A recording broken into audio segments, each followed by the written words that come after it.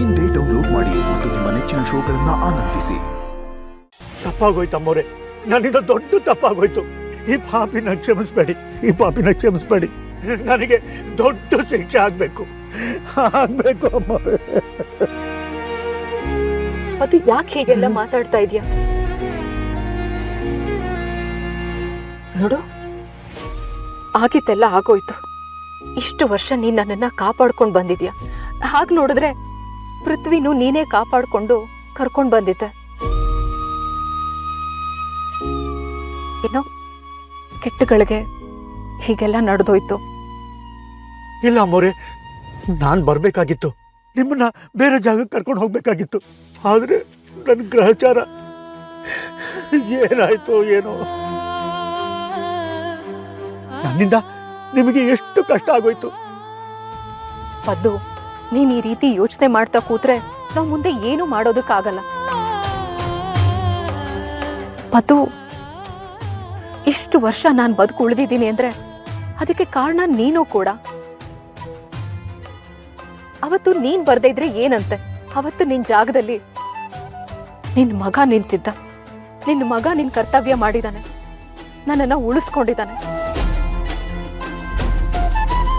ನಿನ್ ಜಾಗದಲ್ಲಿ ಅವನಿದ್ದ ಅಷ್ಟೇ. ದೇವ್ರ ದೊಡ್ಡವನು.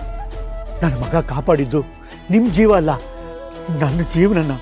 ಸಮಾಧಾನ ಮಾಡ್ಕೊಳಪ್ಪ. ಈಗ ಆಗಿರೋದ್ರ ಬಗ್ಗೆ ಯೋಚನೆ ಮಾಡ್ತಾ ಕೊರ್ಗೋದ್ರ ಬದಲು ಮುಂದೆ ಏನ್ ಮಾಡ್ಬೇಕು ಅಂತ ಯೋಚನೆ ಮಾಡ್ಬೇಕಲ್ವಾ? ಹೌದು ಸುಬ್ಬು, ನಾನಿದನ್ನ ಯುದ್ಧ ಅಂತ ಯಾವತ್ತೂ ಅಂದ್ಕೊಂಡಿದ್ದೀನಿ. ಯುದ್ಧದಲ್ಲಿ ಯಾರೋ ಒಬ್ರು ಹೊರಗೆ ಉಳ್ದಿದ್ದಾರೆ ಅಂದ್ರೆ ಅದರ ಅರ್ಥ ಅವರು ಸೋತಿದ್ದಾರೆ ಅಂತ ಅಲ್ಲ, ಅವ್ರ ಜಾಗಕ್ಕೆ ಇನ್ನೊಬ್ರು ಬಂದಿದ್ದಾರೆ ಅಂತ ಅರ್ಥ. ಈಗ ನನ್ ಜೊತೆ ನೀವಿಬ್ರು ಇದ್ದೀರಾ. ಅದೇನೇ ಆಗ್ಲಿ, ಇನ್ನು ಮುಂದೆ ಸುಮ್ನೆ ಕೂರೋ ಅಂತ ಮಾತೇ ಇಲ್ಲ. ಈ ಯುದ್ಧದಲ್ಲಿ ನಾನು ಸತ್ರು ಕೂಡ. ಅಯ್ಯೋ ಅಮ್ಮವ್ರೆ, ಅಯ್ಯೋ. ಪದ್ದು, ನಿಜಾನೇ ಹೇಳ್ತಿದ್ದೀನಿ. ಒಂದ್ ವೇಳೆ ನಾನ್ ಸತ್ರು ಸತ್ಯ ಸಾಯ್ಬಾರ್ದು. ಇಲ್ಲ ಅಮ್ಮೋರೆ, ನಿಮ್ಮನ್ನಾಗ್ಲಿ ನಿಮ್ ಒಳಗಡೆ ಇರೋ ಸತ್ಯನಾಗ್ಲಿ ಕಾಪಾಡ್ಕೊಳ್ಳೋ ಜವಾಬ್ದಾರಿ ನಂದು ಅಮ್ಮೋರೆ. ಅದಕ್ಕೆ ನಾನು ಪ್ರಾಣ ಕೊಡೋದಕ್ಕೂ ತಯಾರಾಗಿದ್ದೀನಿ. ನೋಡಿದ್ಯಾ ಪದ್ದು, ಇವತ್ತು ನಿನ್ನ ಮಗ ನಿನ್ ಹಾಗೆ ಮಾತಾಡ್ತಿದ್ದಾನೆ. ಸಾಲಿಗ್ರಾಮದಲ್ಲಿ ಅಪ್ಪನ ಎದುರುಗಡೆ ನೀನ್ ನಿಂತು ಮಾತಾಡ್ತಾ ಇದೆಯಲ್ಲ, ಅದೇ ರೀತಿ ಇವತ್ತು ನಿನ್ನ ಮಗ ನನ್ ಮುಂದೆ ನಿಂತು ಮಾತಾಡ್ತಿದ್ದಾನೆ.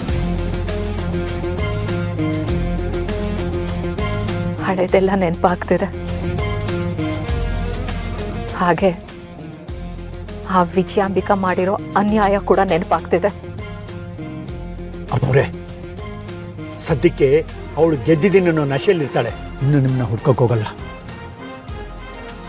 ಈಗ ನೀವಿರೋ ಜಾಗನ ಯಾವುದೇ ಕಾರಣಕ್ಕೂ ಅವಳು ಕಂಡಿಡಿಯಕ್ಕಾಗದ. ಅಪ್ಪಿ ತಪ್ಪಿ ಯಾರಾದ್ರೂ ನಮ್ಮನ್ನ ಈಗ ಫಾಲೋ ಮಾಡಿದ್ರೆ ಈಗ ಅವ್ರಿಗೆ ಚೆಲ್ಲೆ ಹಣ್ಣು ತಿನ್ಸೇ ಬರೋದು. ಆದರೂ ಅಪ್ಪ, ನಂದಿನಿ ಅಮ್ಮವ್ರನ್ನ ಆದಷ್ಟು ಬೇಗ ಬೇರೆ ಕಡೆ ಶಿಫ್ಟ್ ಮಾಡಬೇಕು.